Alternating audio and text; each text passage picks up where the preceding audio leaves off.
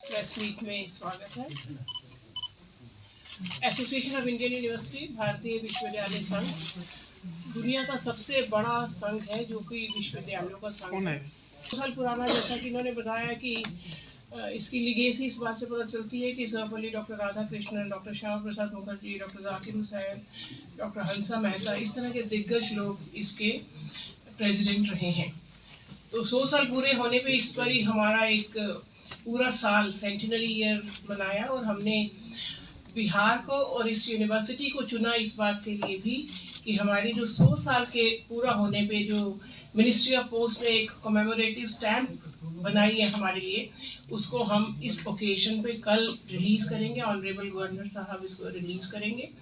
और ये जो कॉन्फ्रेंस है, उससे पहले एआईयू का बता दूं कि एआईयू 100 साल पुराना है और सबसे बड़ा ऑर्गेनाइजेशन है, सेकंड ओल्डेस्ट एसोसिएशन है। और ये एक एसोसिएशन है जो यूनिवर्सिटी के बच्चों की हॉलिस्टिक डेवलपमेंट की बात करता है, एकेडमिक्स की बात करता है, रिसर्च की भी करता है, स्पोर्ट्स की भी करता है, कल्चर की भी करता है, इंटरनेशनलाइजेशन ऑफ हायर एजुकेशन की। 6 वाइस चांसलर्स कॉन्फ्रेंसेस करते हैं। एक तो नेशनल लेवल पे जिसमें पूरे देश के वाइस चांसलर आते हैं, और 5 जोनल लेवल पे जिसमें जैसे east zone, west zone, south zone, east central zone, north zone, इस तरह की 5 कॉन्फ्रेंसेस जोनल लेवल पे होते हैं।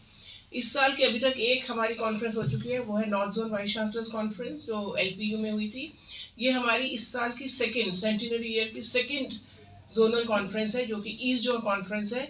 और यहाँ पे करीब जो 100 वाइस चांसलर्स आएंगे वो आएंगे इन स्टेट से। ईस्ट जोन में जो स्टेट्स पड़ती हैं वो है अरुणाचल प्रदेश, असम, बिहार, झारखंड, मणिपुर, मेघालय, मिजोरम, नागालैंड, सिक्किम, त्रिपुरा, उत्तर प्रदेश का थोड़ा सा हिस्सा और वेस्ट बंगाल।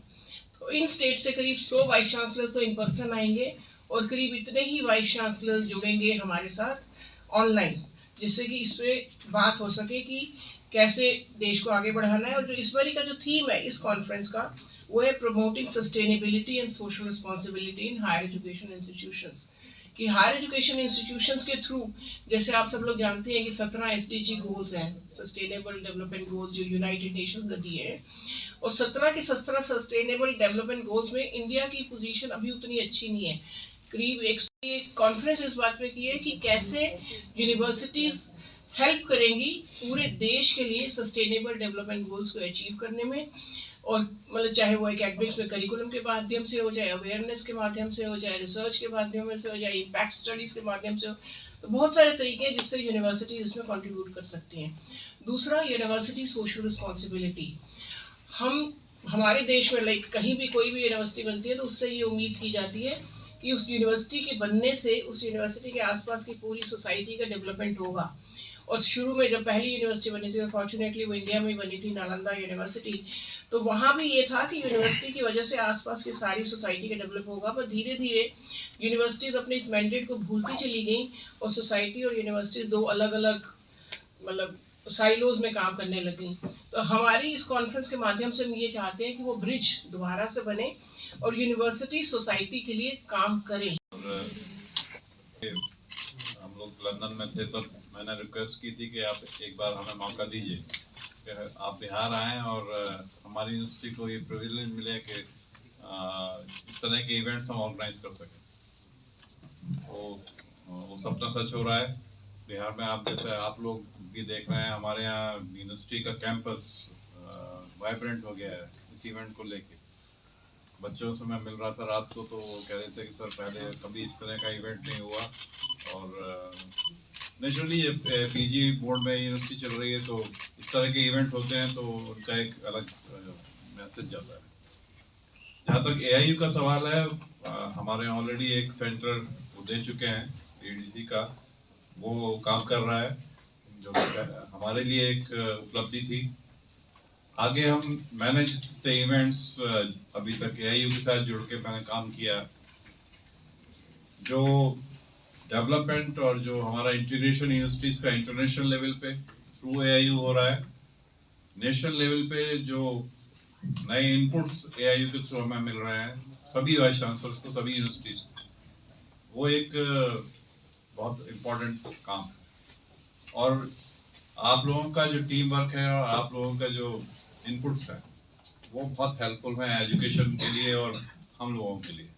सारे वाइस चांसलर अलग से, जब आपके सामने नहीं कह रहा हूँ, अलग से हम लोग डिस्कस करते हैं तो हम फील करते हैं कि इस ऑर्गेनाइजेशन की वजह से काफ़ी हमें इनपुट और एक इतना बड़ा प्रोत्साहन मिल रहा है, जिसको बच्चे और जो पीजी मोड में बच्चे हैं, जो हमारे यहाँ पीएचडी स्टूडेंट्स हैं, वो सब भी अब ये जान गए हैं कि इस तरह के ऑर्गेनाइजेशंस और इस तरह के इनपुट से हम लोग क्या कर सकते हैं।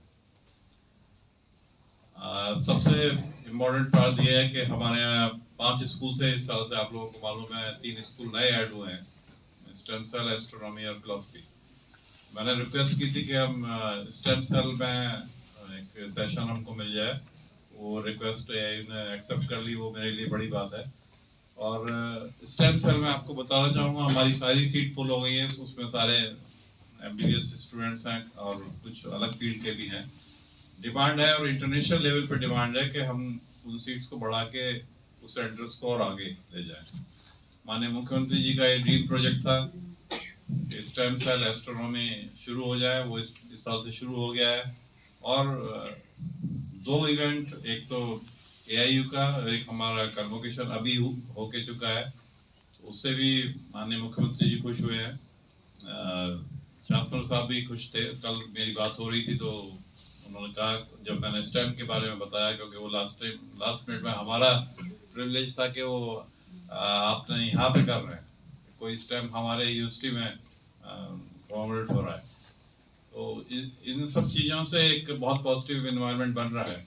और इसके लिए मैं आप दोनों का शुक्रगुजार हूँ कि आपने हमें मौका दिया। इसका हमारा पूरी टीम इसमें लगी हुई है और अच्छा हमारे सेक्रेटरी जनरल और honourable vice chancellor of this university ने पूरी बातें रखी हैं।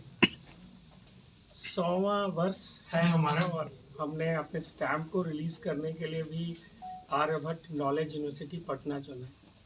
आप सभी को पता होगा कि आर्यभट्ट का जो गणित का सिद्धांत है, उसमें ज़ीरो का इन्वेंशन तो नहीं किया था, लेकिन ज़ीरो किस प्लेस पे हो और स्थान का क्या हो और खा का क्या मान हो, ऐसा आर्यभट्ट ने ही पहली बार वर्ल्ड को दिया था। इसलिए हम लोग ने भी इस प्लेस को चुना है, क्योंकि इसकी प्लेस वैल्यू ऐसी है। हालांकि अपना पाटलिपुत्र और इसके जो साइंस कॉलेज हैं और इसकी जो मैथमेटिक्स और साइंस पटना की फेमस रही है, पाटलिपुत्र की फेमस रही है, वो साइंस और उसके मामले में पूरे देश को और उसको यह जो धरती है वो अग्रणी रही है, गणित में, विज्ञान में और अपने खगोल शास्त्र में, बहुत सारी चीज़ों में। एसोसिएशन ऑफ इंडियन यूनिवर्सिटीज़ एक यूनिवर्सिटीज़ का कॉम्पेंडियम है, यूनिवर्सिटी की मेंबरशिप है। हम लोग हमेशा कोशिश कर रहे हैं कि जो अगले 10-20 वर्ष है, जिसमें हम टेक्नोलॉजीज़ की बात कर रहे हैं, और आप सभी को पता है कि artificial intelligence, stem cell, digital technology, cyber hub, ये ड्रोन टेक्नोलॉजीज़, इन सब पे नया काम होने जा रहा है। और हमारे जो लोग हैं और जो नई जियो पॉलिटिकल सिचुएशंस हैं पूरे वर्ल्ड की, उसमें विश्वविद्यालयों का प्रोडक्ट डेवलप करना बहुत इम्पोर्टेंट है और हम AIU की तरफ से कोशिश कर रहे हैं। अगर आज चाइना भी खड़ा है उठ के, तो उसकी जो यूनिवर्सिटीज़ हैं वो पूरे विश्व में आगे आई हैं। और आप सबको जान के खुशी होगी कि हमारे भी जो विश्वविद्यालय हैं वो लगातार आगे बढ़ रहे हैं। और इस बार जो QS एशिया की रैंकिंग आई है, उसमें हम चाइना से आगे हैं हमारे विश्वविद्यालय, क्योंकि हमारे पास अच्छी मेधा है, हमारे पास अच्छे गणितज्ञ हैं, हमारे पास अच्छे टीचर्स हैं। तो विश्वविद्यालय संघ ये कोशिश करता रहता है कि अपनी जो सस्टेनेबिलिटी और सोशल स्वदेशी का काम होना ही चाहिए, चाहे वो US नारा दे रहा हो मेक अमेरिका ग्रेट अगेन, या आयरलैंड दे रहा हो मेक आयरलैंड ग्रेट अगेन, तो मेक भारत ग्रेट अगेन का नारा विश्वविद्यालयों के माध्यम से ही जा सकता है। क्योंकि किसी भी जब भी इंडियन मेधा का पूरा टैलेंट वर्ल्ड में माना गया, तो वही माना गया कि जो वर्ल्ड की बेस्ट कंपनीज है उसमें इंडियंस हेड कर रहे हैं, तो वही इंडियंस हैं। अगर वो इंडियंस लगकर यहाँ पे काम करें और हमारे विश्वविद्यालयों में प्रोडक्शन का काम हो और हम लोग लगातार स्वदेशी की टेक्नोलॉजीज़ पे हम लोग आगे बढ़ें। वैसे भी शरद यादव का नाम बहुत इम्पोर्टेंट रहता है, उन्होंने तो ऑल्टरनेटिव पॉलिटिक्स भी दी इस देश को, तो वैसा ही उनका नाम है और वैसा ही उनका गुण है उनके नेतृत्व में। और ये हमारी पहली पब्लिक यूनिवर्सिटीज़ है जिसने प्राइवेट यूनिवर्सिटी से भी आगे बढ़ के लोग अक्सर प्राइवेट यूनिवर्सिटीज़ में जाते हैं कॉन्फ्रेंस करने के लिए, उनको लगता है सुविधा है, लेकिन मैं शरद यादव जी को बधाई दूंगा कि उन्होंने उनसे भी 2 हाथ आगे बढ़कर इसको पाटलिपुत्र में रखा और आज हमारा स्टैम्प भी दे रहे हैं। हमारे ऑनरेबल जो चांसलर हैं यहाँ के और यहाँ के ऑनरेबल गवर्नर हैं